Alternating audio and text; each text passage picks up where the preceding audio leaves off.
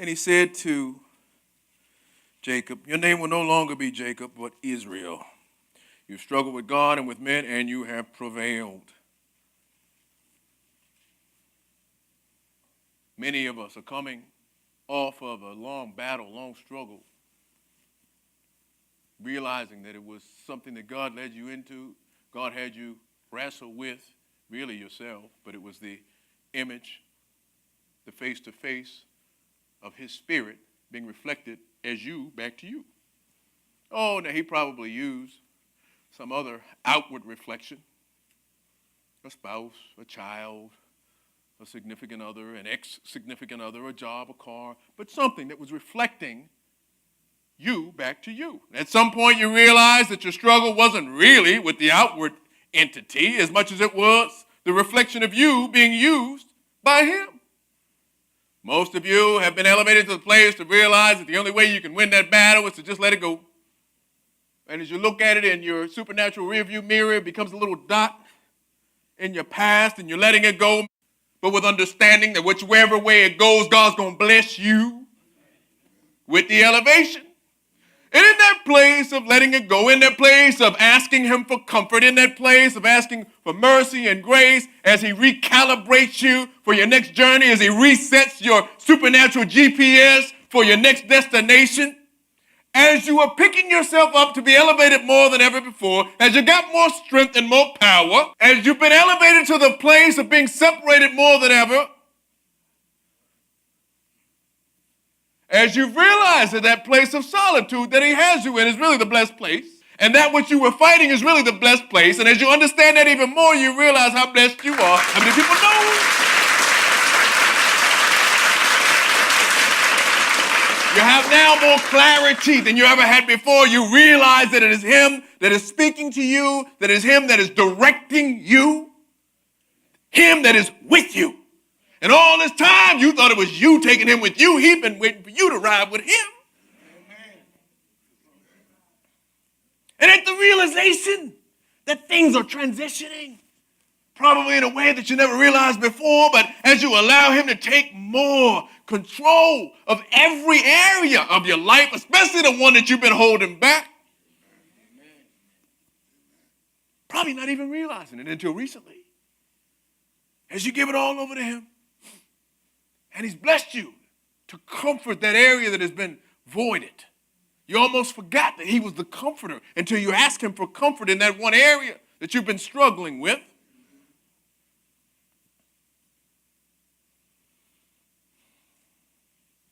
You realize that your identity has been changed.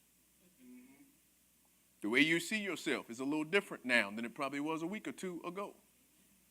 That thing that was on the inside, twisted up, you've been wrestling with for a year or two, is now not quite as prevalent. It's still a little tender, but it's not as big of a deal. As you wrap your mindset around the possibility of whatever it is he's doing or not doing, you now have understanding that it doesn't matter what he does or doesn't do. As long as you have him in you and you allow him to comfort you in every area, the only thing that matters is your face-to-face relationship with him.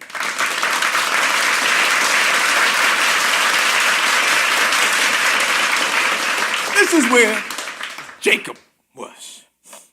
He said his name is no longer Jacob. He's going to call him Israel because he struggled with men and with God. And Jacob asked him, tell me your name. And this was God, after God was saying that he had blessed him. He was blessing him with a new name, a new identity, a new elevation. He was a different person. His thought processes were different. He could see more clearly. He had a better vantage point in the spirit realm. He knew that there was nothing that would prevail against him because him winning the battle had nothing to do with him. It was the God that was loose in him. See, there's a place of intimacy with your face-to-face with God to where you know it doesn't matter. If I can just get in a place and seek you, God, and even if I don't have the answer for the outcome right away, if I just get in a place of being in comfort while I'm going through whatever it is, God, I know that my relationship with you is going to make sure it's all right. How many people know what I'm talking about? face. Face to face. See, my face-to-face relationship might open some doors that I might not get if I send a letter or an email. You know what I mean? Even if I don't have any money, if I got some face-to-face, if I could just talk to the people. Face-to-face. Face-to-face. Most of you have that thing in you that can change the atmosphere. You just never put two and two together. You never thought that your gifts were his gifts in you. And even when you think about God, you think about it outside of yourself. And what he's been trying to get you to do is realize that it's the inside of yourself that's him the most. That's where Jacob was. Let me go a little bit further. And he said, tell me your name. And that's where a lot of people miss it. He got the blessing. He won the battle. A lot of people leave it right there. Okay, God, I appreciate you rolling with me till I got to this place, but I got it now. So I'm going to holler at you next week, next time I need to pray. But see, Jacob had been with him so long, and he wrestled with this thing so long, and Jacob was a slickster. He wasn't all the way right. He'd been slicking since he was in his mother's womb. He had a little... He probably invented 3-card Molly. You know what I mean? But that last fight has snatched all of that out of him. And that's where God has had you. I don't care how holy sanctified you are. Some of us still had a little stuff with us. And you might have been real good at hiding it. You know how to put it in your inside pocket, and button it up and say, praise the Lord. But I'm talking about the stinky side of your spirituality.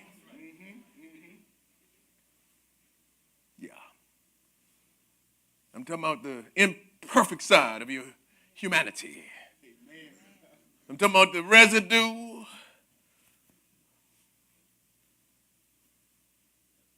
of your unsanctified self.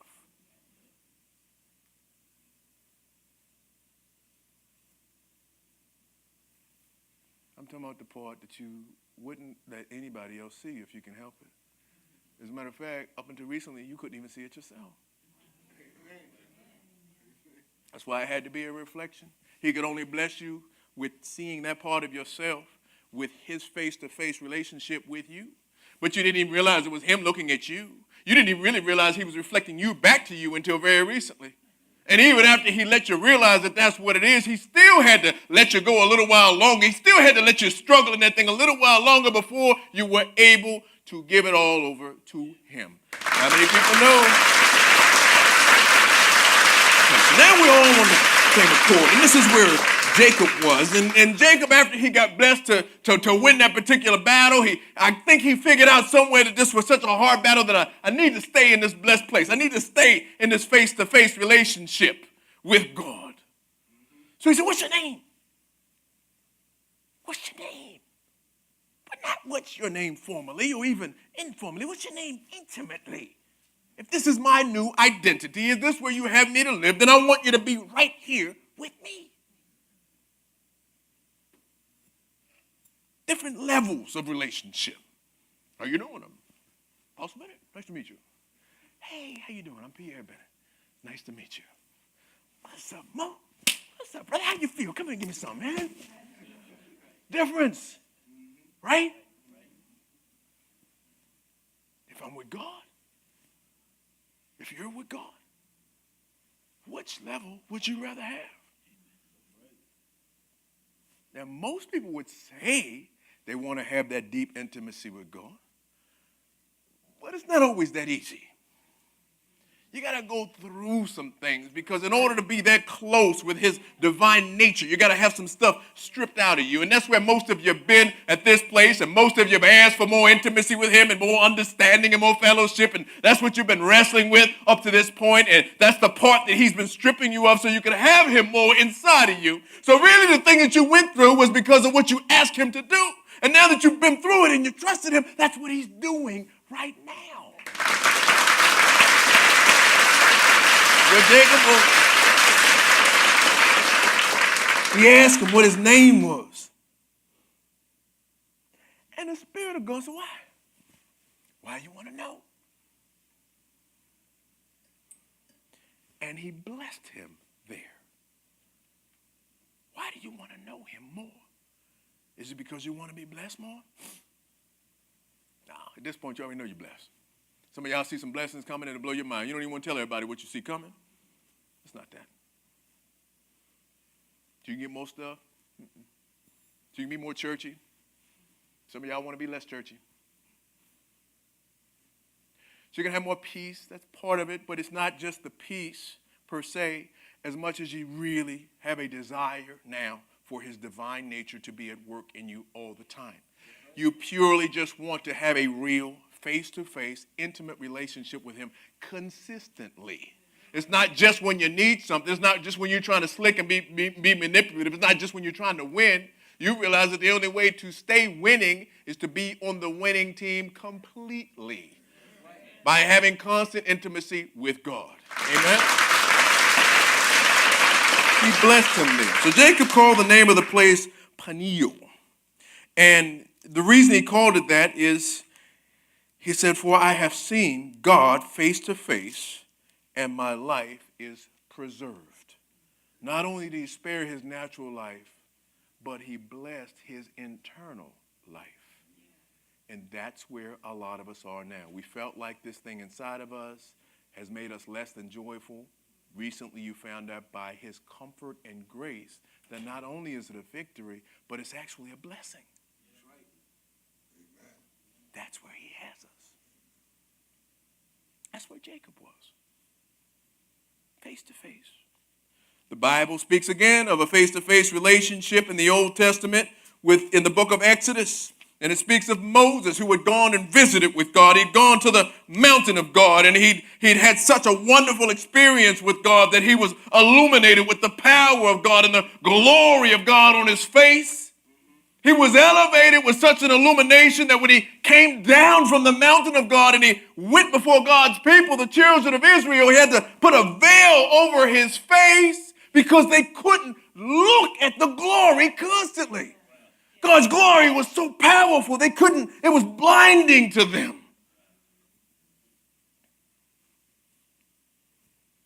Exodus 35 and 34 reads, but whenever Moses went in before the Lord to speak with him, he would take the veil off so he could receive his glory and fellowship with him.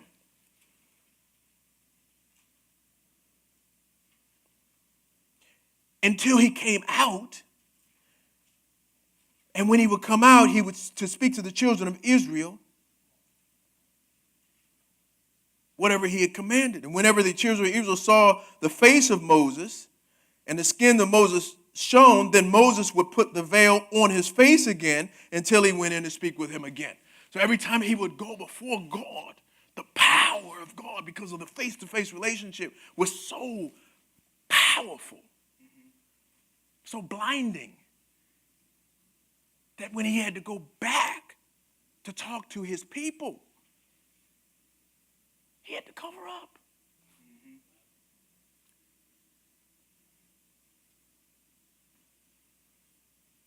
That's powerful, right? For Moses. But what about the children of Israel? Why couldn't they get that? They wanted to go up the mountain, and God said they could only go so far. And it must have been frustrating for Moses. Certainly, if I have that glory on me, I'd want to share that or impart that in other people, pastorally speaking. That must have been very frustrating. But if it's biblical, then it must be so.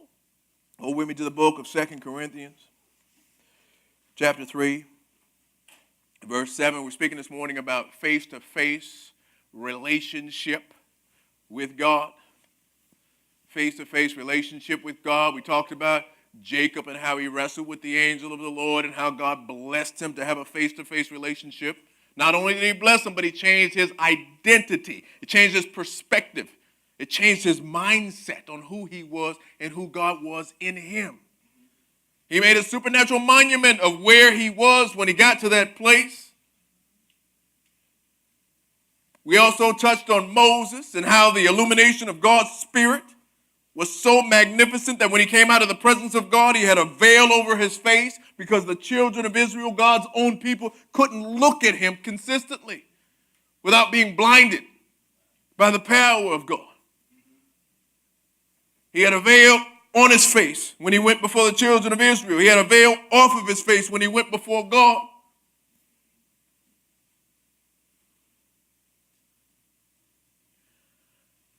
I don't know about you, but if I got to walk this thing anyway, I want to get as much as I can get. And if the true goal is to have as much God as I can get and be in a blessed and happy place, but still being illuminated with the power of God, the light of God. Let me say that again. Because most people, believe it or not, even if it's subconscious, don't think you can have both. We either think that we can be happy in what we think about, or we can be completely immersed in God. It's either or. I can't completely let go of everything and serve God and still be happy. Because if I let go of everything, then I'm not going to be me. I might have to lose some of my swag, or I might not be able to wear the same shoes I used to wear, or I might not be able to use the same language or go to the same places, or wherever you are in your journey. Every step we take, we feel like we're losing a piece of us, and we feel like it's such a big deal, and sometimes most of the most insignificant pieces are the ones we strive to hold on to the most. And the closer we get to being completely free in God, the more we want to hold on to that last little remnant. It's not even that the remnant that we're holding on to is such a big deal. It's not all that great. Matter of fact, most of the time it's some nonsense anyway. It's really more of a control thing in our own minds.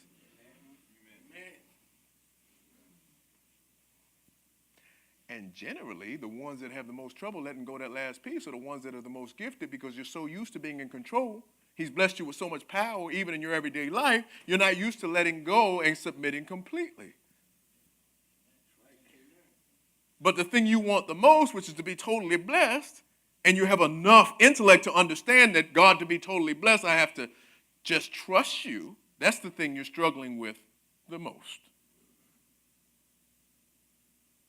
And usually it's with people that have already been through countless battles with God. Usually it's with people that have already seen him do miraculous things over and over again. And it's one little thing that seems so big and so insurmountable, because it's that thing that is inside of you that you've been struggling with.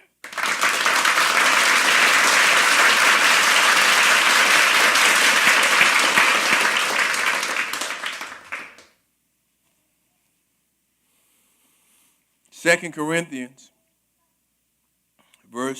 chapter 3, verse 7. And we are just talking about the face-to-face illumination of God in Moses himself, and how the fact that Moses was veiled when he came outside of the presence of God, but he took the veil off when he went before God. He's shifting our consciousness from an Old Testament mindset into a New Testament mindset. Is he shifting you from the old way of thinking into the new, blessed and glorious place that he has for you? Is he shifting you from the mindset of trying to keep the law in a religious set and into the place of comfort and grace and mercy, so you can be elevated into the constantly blessed place of a face-to-face, intimate, miraculous relationship with him? That's what he's blessing us with on this morning. Chapter 3 and verse 7 of the book of 2 Corinthians reads, "But the ministry of death, written and engraved on stones, was glorious." So it's speaking of the Old Testament mindset. It's speaking of the law of Moses being written on stones, the Ten Commandments. And even though it was imperfect, as a matter of fact, it really would lead to death in the true sense of the word, because that particular part has passed away, given way to Jesus the Christ. But even though it was death and imperfect, it was also glorious. So the presence of God on Moses was a glorious thing to behold. But the imperfection was that the children of Israel could not look steadily at the face of Moses. They couldn't continue to see the glory of God on Moses' face because it was too powerful, it was too illuminated. And because of the glory of his countenance, which was the glory passing away, how will the ministry of the Spirit not be more glorious? In other words, if the illumination of God's presence on Moses' face was absolutely glorious, even though it was veiled, and even though it was in a state of passing away, it was the old way of thinking. It was the Old Testament law. If what you thought you were holding on to so vigorously, you had glimpses of the blessing and the glory of God on that one thing that you've been gripping and holding on to for so long and not wanting to let go of because you thought that the glimpse of that thing was your blessing, your promise. You would have glimpses of what the illumination, the blessed place in God would look like, and you would see it for a while, and then it would fade, and you'd see it for a little while longer, and it would fade, and it felt like it was covered up with a veil. And now he's blessed you to be at a place where the image of that thing is passing away. And for the most part, you're finally okay. For the most part, he's elevated your mindset to be able to receive what's new and what's coming next. Because whatever it is, you've realized that the imperfection of the thing you were holding on to, like the law of Moses, has to fade. But in trusting God, because of the new elevation to the face-to-face place that you have with him of more intimacy than ever, in trusting the grace and mercy that Jesus the Christ has imparted in you freshly at this point, if you can hear what I'm saying, and trusting that what is new is far better than what you ever could have imagined from what you were looking at as the old. That's what he has to do right now. For if the ministry of condemnation had glory, the ministry of righteousness exceeds much more in glory. In other words, as I just said, what you've been looking at you had glimpses of glory. What he has for you now is far more glorious than you can imagine. For what is passing away was glorious, but what remains is much more glorious. Therefore, since we have such hope, we use great boldness of speech, unlike Moses, who put a veil over his face so the children of Israel could not look steadily at the end of what was passing away. You don't have to see his glory through a veil anymore. You don't have to see his glory in glimpses anymore. If you will continue to let that thing pass away, he's going to bless you beyond what you can imagine. For until this day, verse 14 says, but their minds were blinded. They were blinded with the veil. For until this day, the same veil remains unlifted on the reading of the Old Testament, because the veil is taken away in Christ. A lot of times when people read the Old Testament, there's a disconnect, there's a dissatisfaction, even if you get the meaning and the understanding. It's not the same fulfillment that you get from reading the New Testament after Christ was died and resurrected. What I'm saying is, in conjunction with this, because of who we have now been elevated to in God, you now have, by his grace and his mercy, direct access to the full-blown glory of God. It's no longer a middleman. It's no longer going through Moses and seeing it through a veil. It's no longer looking at that one thing that you thought was the promise. It's no longer being stuck in one place where you're only getting glimpses of the promise. Right now, he's elevated you to a place with your face-to-face relationship with him by grace and mercy and comfort to reach out and touch his glory all the time.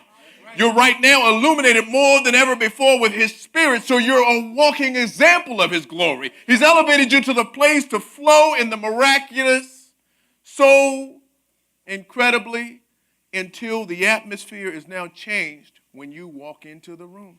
Amen. So instead of being hidden from the glory and looking at that object that you thought was the promise, not only has he taken off the veil for you to see, he has now placed his glory in you.